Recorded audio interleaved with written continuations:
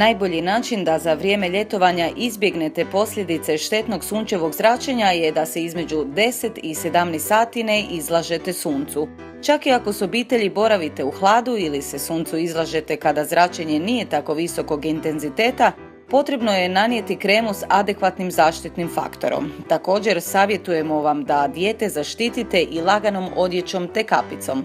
Sunce i slana voda isušuju nježnu dječju kožu, koja tako gubi elastičnost i postaje oštećena.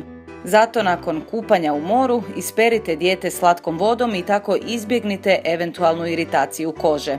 Kako bi ona ostala zdrava i hidratizirana, svakodnevno je njegujte i hranite preparatima koji su bogati vitaminima i lipidima.